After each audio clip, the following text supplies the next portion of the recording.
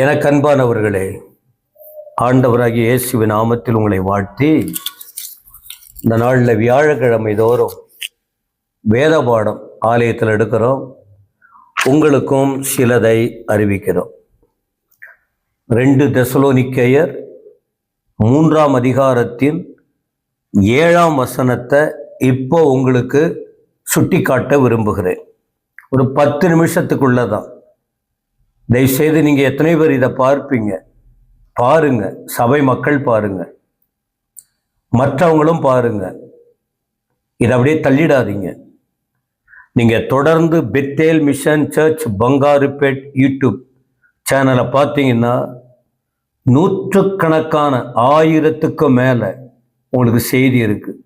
வித்தியாசமான தலைப்பில் நீங்கள் அதுக்குள்ளே வந்து படிக்க ஆரம்பிச்சிட்டிங்கன்னா, கேட்க ஆரம்பிச்சிட்டா உங்களுக்கு பிரயோஜனமாக இருக்கும். பிறருக்கும் சொல்லுவோம். வசனமாக சொல்லி கொடுக்குறோம்.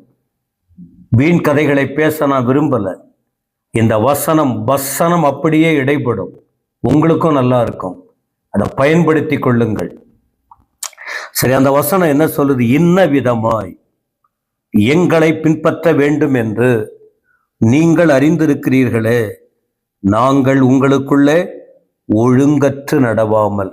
அப்படி கீழே அப்ப என்ன சொல்றாருன்னா, ஏற்கனவே அருமையான செய்திகளை அவர் சொல்லி வர்றார். ஏற்கனவே இப்படி உங்களுக்கு நாங்க நிறைய சொல்லிட்டோம். இப்போ நீங்க எங்களை பின்பற்ற வேண்டும் என்று அறிந்திருக்கீங்க. ஏன்னா அந்த அளவுக்கு உங்களுக்கு நாங்கள் சொன்னோம் என்பதாக சொல்றார்.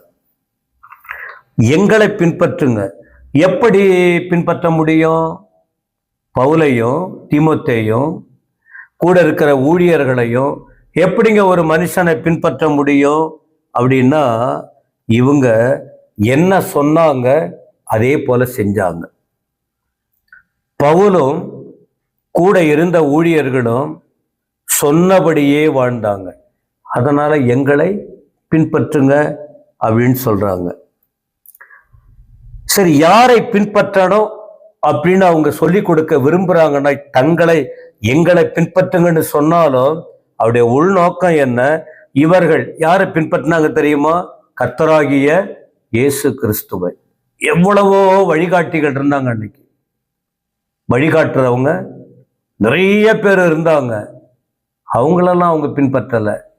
பவுலும் சரி, கூட இருந்த ஊழியர்களும் சரி, ஆண்டவராகிய இயேசு கிறிஸ்துவை மட்டும் பின்பற்றினாங்க. ஆனா அதே நேரத்துல உண்மையாய் வாழுகிற ஊழியர்களும் உண்டு. உண்மையா வாழுகிற ஊழியர்கள், அவர்களை நாம பின்பற்றணும் கிறிஸ்துவின் வாயிலாக. பவுல் அதான் சொல்றாரு, இயேசுவை நாங்க பின்பற்றணும். இயேசு சொன்ன வார்த்தையை நாங்க அறிந்து கொண்டோம். இப்ப அவர் சொன்ன வார்த்தை எங்களுக்குள்ள இருக்கு. உங்களுக்கு நாங்க சொல்லி கொடுக்கிறோம், எங்களையும் பின்பற்றுங்கள். நல்ல சாட்சி நிறைந்த ஊழியக்காரவங்க இருக்காங்க உலகத்துல, சபையில. அவர்களை பின்பற்ற அழைக்கப்படுகிறீர்கள். 3வது, எதை பின்பற்றணும் அப்படின்னா, சோம்பல். இந்த பவுல் கிட்ட, சீசர் கிட்ட சோம்பல் இல்லை. சுறுசுறுப்பா வாழ்ந்தாங்க. என்ன பின்பற்றுங்க ஏன் பவுல் சொல்றாரு? எந்த விஷயத்திலும் சோம்பலுக்கு இடம் கொடுக்கல. சுறுசுறுப்பா ஆண்டவருக்காக வாழ ஆரம்பிச்சாங்க, வேலை செய்ய ஆரம்பிச்சாங்க, உழைக்க ஆரம்பிச்சாங்க, ஊழியம் செய்ய ஆரம்பித்தாங்க. அதனால அவர்களுக்கிட்ட பரிசுத்தம் இருந்தது, தாழ்மை இருந்தது, அன்பு இருந்தது. அதை பின்பற்ற வேண்டும். இன்றைக்கும் ஊழியக்காரங்கிட்ட இதை போல நற்குணங்கள் இருக்கா? அந்த வழியை பின்பற்றுங்க. கண்டிப்பா அதை செய்யணும். சரி, எதை விட்டுட்டு பின்பற்றணும், எதை விட்டுடணும்? பின்பற்றணும், ரைட்டு. எதெல்லாம் விடணும் அப்படின்னு சொன்னால், ஒழுங்கீனமான வாழ்க்கையை விட்டுடணும். தவறான வாழ்க்கை. நம்ம எல்லாருமே நமக்குள்ளே வருகிற தவறான வாழ்க்கை, அதை கண்டிப்பா விடணும். அதை விடாம நாம பின்பற்றக்கூடாது. இன்னொன்னு, பிறர் உழைப்புல உட்கார்ந்துக்கிட்டு நாம வாழக்கூடாது. இன்னொருத்தவங்க கஷ்டத்துல நாம உட்கார்ந்துக்கிட்டு சாப்பிடக்கூடாது. நாம சொந்த வேலை செய்யணும், நாம கஷ்டப்படணும். பிறர் உழைப்பிலே வாழ்வது தப்பு. ஒழுங்கீனமான வாழ்வை விடணும். பிறர் உழைப்புல நாம இருக்க கூடாது. இன்னொன்னு சொல்ற, வீணான பேச்சு, வீணான வேலை.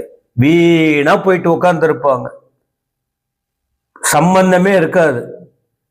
எங்கேயோ போய் உட்காந்துக்கிட்டு ஏதோ பண்ணிட்டு உட்கார்ந்து இருப்பாங்க.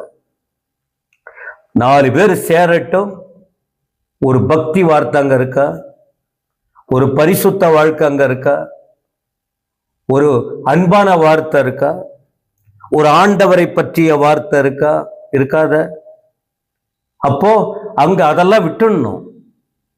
ஆண்டவரை பின்பற்றுறவங்க அப்படி இருக்கக்கூடாது. சரி, பவுல் என்ன பண்ணாரு? ஏன் எங்களை பின்பற்றுங்கன்னு பவுல் சொல்றாரு? எங்களை பின்பற்றுங்க, என்ன பின்பற்றுங்க, நாங்க உங்களுக்கு நல்லது சொல்லி கொடுக்கிறோம். ஏன் அப்படின்னா, அப்போஸ்தலர் 18:3 நீங்க படிக்கும்போது சொந்த கையால உழைச்சிருக்காங்க. அதனால்தான் ஏற்கனவே சொன்ன, சோம்பலா இல்லை, ஒழுங்கற்று இல்லை, சுறுசுறுப்பா இருக்காங்க, வேத வசனத்தின்படி வாழ்ந்திருக்காங்க. சொந்த வேலை, யாருக்கிட்டும் போய் உட்கார்ந்துக்கிட்டு சாப்பிடல. கடின உழைப்பு, கூடார தொழில், வேலை செஞ்சு செஞ்சு செஞ்சு அந்த பணத்தை வச்சுக்கிட்டு தங்கள் சாப்பிட்டுருக்காங்க, ஊழியத்தை செஞ்சிருக்காங்க. இதை கேட்கிற அருமையானவர்களே, நாமளும் அதை பின்பற்றணும். கடைசி காலத்துல வாழுறோம்.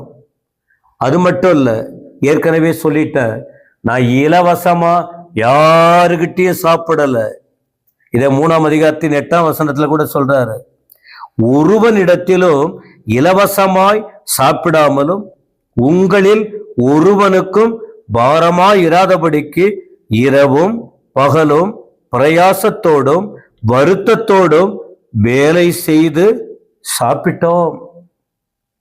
ராத்திரி பகலா கஷ்டப்பட்டு இருக்காங்க, இரவு பகலா கஷ்டப்பட்டு இருக்காங்க. யாருக்கும் பாரம் கொடுக்கல. பிரயாசம், வருத்தம், வேலை செய்து சாப்பிட்டோம். அதனால பவுல் அப்படியெல்லாம் ஒரு மாதிரியான வாழ்க்கை அப்போஸ்தலனாகிய பவுலுக்கு இருந்திருக்கு. மாதிரியான வாழ்க்கை. அவருடைய முக்கிய நோக்கம் என்ன அப்படின்னு சொன்னா, சீஷர்களை உருவாக்கணும், சபைகள் ஸ்தாபிக்கப்படணும், சாட்சியுள்ள வாழ்க்கைக்கு எல்லாரும் வரணும், சபையின் ஒழுங்குக்கு அடங்கி நடக்கணும். இப்படி பவுலுடைய அனுபவமா இருந்தது. எதனாலதான் அவர் சில வார்த்தையை சொல்லுகிறார். ஒரு 5 வசனம் சொல்றாரு. அப்படி ஆண்டவரை பின்பற்றணும், பவுலை பின்பற்றணும்னு நினைக்கிறவங்க 1 கொரிந்தியர் 11:1 தெளிவா நிபந்தனையோடு, தெளிவான வார்த்தை சொல்றார். அந்த பின்பற்றுதலை குறித்து சொல்றார். 1 கொரிந்தியர் 11:1. இரண்டாவது பிலிப்பியர் 3:17. ஒருத்தவங்க கிட்ட இருக்கிற நல்ல குணங்களை பின்பற்றி, நல்ல குணத்தை பார்த்து பின்பற்றணும். 1 கொரிந்தியர் 4:16 தகப்பனை போல சொல்லிக் கொடுக்கிறார், அதை பார்த்து பின்பற்றணும். எபிரேயர் 13:7 சொல்லுகிறது, ஒருவரின் வாழ்க்கையில் இருக்கிற பரிசுத்த நடக்கை விசுவாசத்தை பார்த்து பின்பற்ற வேண்டும். அது மட்டுமல்ல, 1 தெசலோனிக்கேயர் 1:6 படி போதகர் பின்பற்றுவது எதற்குன்னு சொன்னா, அவர்கள் இயேசுவுக்கு நேராய் வழிகாட்டுறாங்களான்னு. என்னை பின்பற்றுங்கள் பவுல் சொன்னார். அப்ப பவுல் அவர் ஊழியத்தில் கிறிஸ்துவுக்கு நேராய் வழி நடத்தினார். எனவே நீங்களும் தெளிவடைவோம். கர்த்தரை பின்பற்றுவோம், கர்த்தருடைய வருகைக்கு ஆயத்தப்படுவோம். கர்த்தர் உங்களை ஆஸ்வதிப்பாராக.